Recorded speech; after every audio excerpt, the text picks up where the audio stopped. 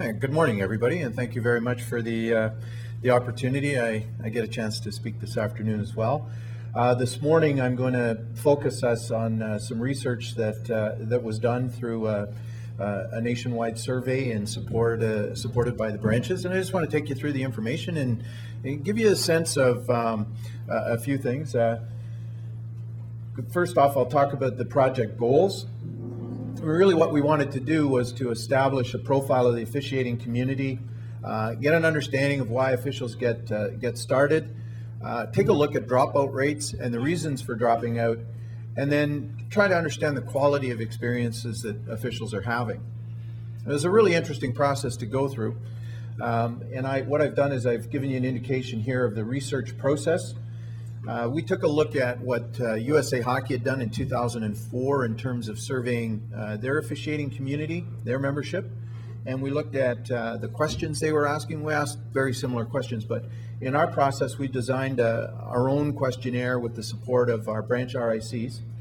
In 2008 and 9, we tested out the system. Oftentimes in research, what you want to do is figure out whether or not the survey is a good survey, gets the kind of information that you want. Figure out what is the best way to distribute it for maximum rates of return. We revised the survey protocols, and then in 2009-10 distributed the survey again, but certainly in a different way and with different ideas in mind. I'll just quickly go through the executive summary, and then what I'm going to do is take you through a number of graphs and charts, but then I'm going to focus us down on areas about why officials leave the game. The survey distribution was led by the individual branches. So the way we do things in Hockey Canada is that, if I want to get messages out to our membership, whether it's our players, our coaches, our officials, is I work with the branches, with the branch executive directors. In the case of Ontario, I'd work with Phil, and then Phil would work with the executive directors of the member partners, and we would distribute a consistent message. So I'd develop an email message and links back to an online survey, and then we would rely on the branches to distribute that information to their membership. This survey yielded a 10% rate of return, which was, I think in terms of the numbers that we were looking at, 35,000 officials in the system, about 3,500 rate responses. Would have liked to see a higher rate of response, but you'll see some real consistency in numbers when we go through that. 277 of the 3,500, close to 3,600 officials that responded were not going to return to the game. And I'll explain how we get to getting information from those officials that were not returning to the game, and then ultimately the kinds of questions they answered. There are many reasons for not returning to the game, as we discovered in this survey process. Abuse wasn't at the top of the list. I'll talk more about it at the end. What we really wanted to establish was, there'll be a lot of media attention around an abusive situation, certainly a dramatic abusive situation, and then it tends to blanket our system with, boy, the officials, they're all leaving the game because of abuse. And it's not the case, but we do need to understand the dynamics of why, and then that allows us to start building processes and plans to not only support officials, but to recruit new officials and to ensure that they have opportunities to grow in the sport and have a positive impact in the sport. Lastly, in the survey, 94% of all officials that responded rated their experience within the Hockey Canada system as satisfactory and above. 80% of the responses were that they rated their experience as excellent. So here's a chart. Okay, it doesn't show quite the way it should on the graph. We'd have all 13 branches on this graph, but it's okay because the OHF figure is there. Let's see how this worked out. No, didn't get the whole chart in there. Okay, I'll just walk you through some of the numbers here on that chart. I actually had 4 columns in my chart: responses, total registration, percentages, and then total numbers of officials in each of the branches and what percentage that represents. And why that's important is you want to get a sense that collectively across the country, the responses you got from officials were in line with or directly proportionate to the number of officials that live in that region. and register in that branch. So for example, in the Ontario Hockey Federation, we had 908 responses, which was 25% of the total responses we received. Well, there are 10,164 registered officials in the OHF, and that represented 29% of the total number registered. So you can see that if you've got a rate of response of 25% and you've got 29% of the population in the system, then you've got an appropriate response rate similar to the number of officials that are in the game. So we asked a number of questions, and this particular question, for example, which OHF member partners are you registered with? This was the way we were able to do this survey. Twice I used a term called skip logic. I don't want to be a researcher up here. I'm not a professor. So, but skip logic allows you to ask a question. If a person responds to a question in one way, you can take them to a totally different section of the survey. So, for example, if you're refereeing in BC, you just go on to the next question. If you're refereeing in the OHF, your next question is going to be, which member partner do you referee with? So we have the ability later on in the survey as well, when we ask an official, will you return to officiate next year? Yes, I will. Then the next question they see might be a question about officiating profile or their experience. If the official says no, then we can take the survey in a different direction and ask them questions about why they're not returning. So skip logic is a valuable tool because basically those questions are blind based on the way you respond on the survey. As we went through, we wanted to get a profile of the officials, gender of the officials. 314 responses in the survey were female, 3,284 were male. We got the age ranges. You can see the highest range of responses, 753, was in the 41 to 50-year-old category. Who first encouraged you to officiate? You can see that what we've done here, and the print is very small at the bottom. See down here at the bottom, we've got parents, for example, coaches. Hopefully over here, this will reach that far as well. Just those terms down at the bottom. And it's interesting to see why officials come into the game. And Steve and I were talking just before he came up. Two young officials, Kelly Sutherland and Jay Scher's younger brother Matt, were players that I coached, one in midget and one in the university level. And not that a coach pushes them in that direction, but you certainly see that those players have a strong understanding of the game and an aptitude towards officiating, and you do what you can to support them as they make their move toward the officiating community.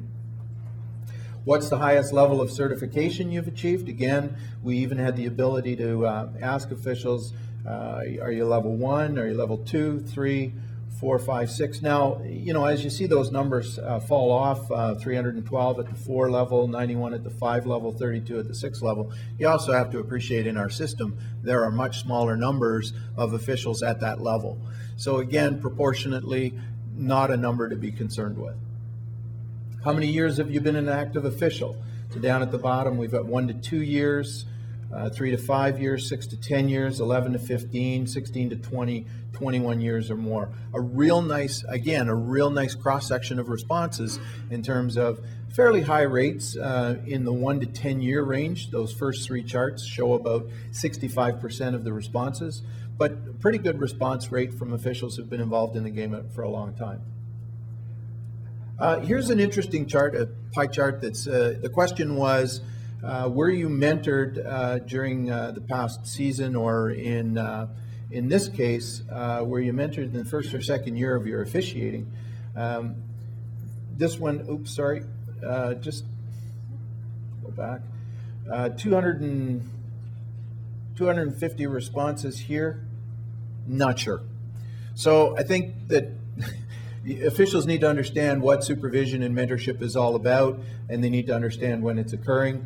But the good news is, you can see down here, 53% of officials responded that yes, they were receiving mentorship and supervision in a supportive way.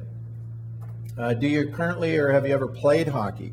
Again, great points that Stephen was making about the game. You can see that the rate of officials that play the game in this area here, over 90%. 98% of officials responded that they played hockey. 88% of all officials played more than 6 years. So you can see through this survey, we've got a really good understanding of the profile of officials in the game. What's the highest level you played? So again, we can see a very, very high number here in the midget category. And then as we move from midget to junior to college, even to the pro game, you've got a very high number or high response rate from officials who've played the game at a midget level or beyond. Were you evaluated during the 2009-10 season? You can see here, 2125 said yes, 1,200, half of that said no, and then again, 243 unsure. So twice as many officials being evaluated as not being evaluated. But I think in this case, you can say that that's pure evaluation as opposed to supervision or mentorship. On average, how many games did you officiate in each month? Again, another interesting statistic, because part of the reason some of the officials leave is they don't get to do any games. We'll get to that one. What's the highest age level you've officiated during the season? Again, not that I want to spend a lot of time on each of these charts, but you can start to see that we are able to establish a very strong profile on officials. Were you an active official during the 9-10 season? So 3,321 responses, yes, I was active. 277, no, I wasn't. And that's where we then ask those 277, they don't know it because they respond, no, I wasn't. And the next question they see, they assume everybody sees. But the 277 are the only officials that see the next question. So what we asked was, please identify the single most significant reason you stopped officiating. So 277 officials responded that they didn't officiate during that season. So we used, as I said, skip logic to get them to answer these questions.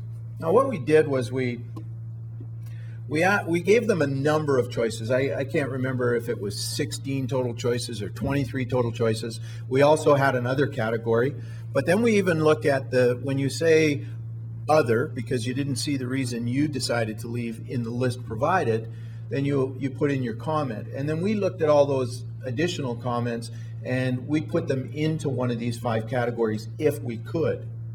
Because somebody might have just, if it was because they went on to do another job that they thought they could make more money at than officiating, they wouldn't put, they may not have responded that they didn't get paid enough. They may have used a different term, and then we were able to put it back into that category. So it is interesting when you look at this response in the 5 categories that 53% or 135 of the total that we were able to categorize into those 5 areas. So you can see 254 total. That means that approximately 23 responses were hard to categorize into those areas.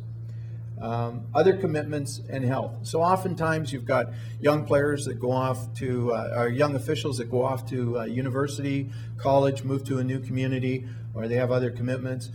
Health was an issue, so it's a fairly high number. Politics, assignments, opportunities, 22%. Politics, assignments, and opportunities. So opportunities meaning, well, I went to the clinic, I bought all the equipment, and I waited by the phone. Didn't get a game. There was a humorous response in there. It came from a gentleman who said, well, my wife is the assigner, and we divorced last year. She hasn't called me since. Now, where do you categorize that? I think you categorize it in number 2, politics, assignments, and opportunities. But he did put other. So you can see what, Mike.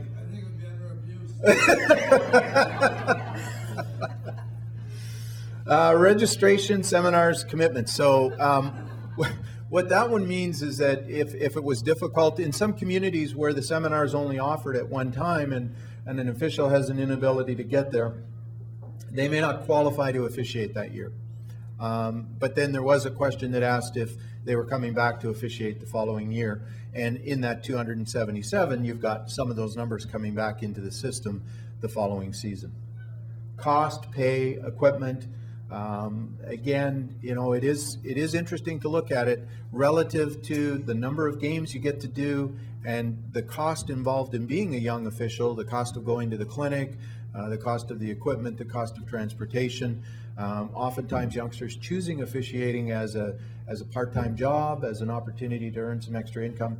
So we wanted to make sure that we understood that element as well. And then abuse was at 5.5% or 14 of the responses. And again, that's the single most important reason. What I was able to do then is to use some of our filter tools and say, okay, what did it look like in the NOHA? Of the 209 responses, 24 were in the NOHA, which is 24% of the total responses from the OHF.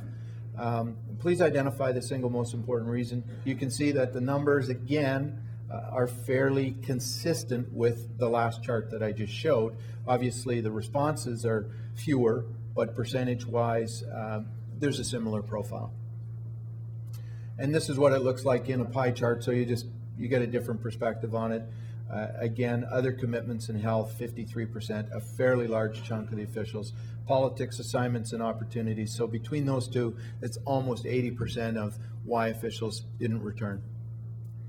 We also asked them, okay, you picked the single most important reason, but now you can pick as many other reasons as you want. So we still wanted to give them a second shot at some of the other areas that were a concern for them. But again, when you gave them that opportunity, you can see that the numbers stay fairly consistent. So even if an official maybe chose other commitments in health, then their second choice might have been cost, pay, and equipment, or politics, assignments, and opportunities. You can see again at the bottom, I didn't really see a spike in abuse or in the challenges that referees face, but we know that it's there, and I'll speak to that when I get to the end. So you can see again, we broke it down into a pie chart just to give you a visual on that. Will you return to officiating in the future? Remember I said of the 277, there's a lot of different reasons why officials leave, but 118 indicated that they would return. That's 118 of the 277. So clearly close to half will come back for whatever reasons they left that year. They weren't compelling reasons to keep them away from the game. They're just obvious reasons that made it difficult for them that year. Even though you're not officiating in Hockey Canada sanctioned games and events, are you still officiating? So again, in the 277, 77 probably officiating in women's or men's recreational hockey leagues, maybe in a variety of different environments that are non-Hockey Canada related. We even asked if you're in that environment.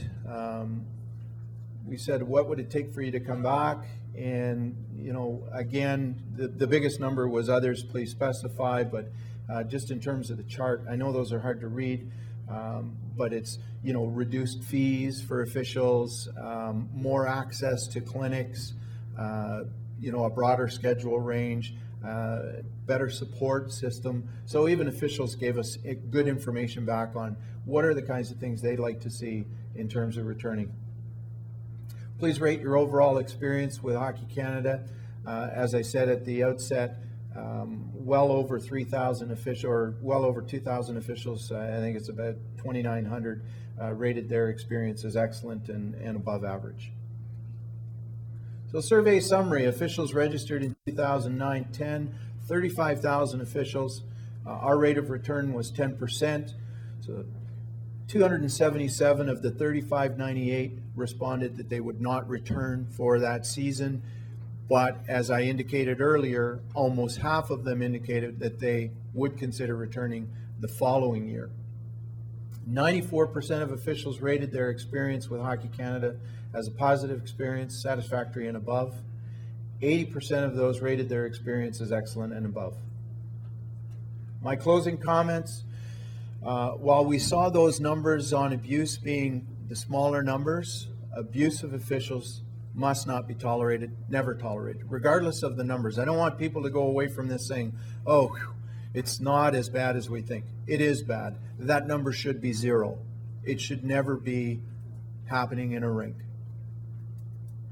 Reasons for leaving the game need to be understood. Programs and initiatives must address the needs of the officiating community. And we asked that question in the survey because we think the officiating community is a part of identifying those areas of change or those areas of opportunity that will encourage the officiating community. And while some challenges will be difficult to address, we need to take action where we can. I know there are some challenging areas. Small communities may not be able to offer more than one clinic for officiating. And if that's the reason that the official isn't refereeing this year, that's unfortunate. Is there a strategy for getting that official to a clinic so that they can reactivate that year? We need to consider that. And I thank you very much for your time.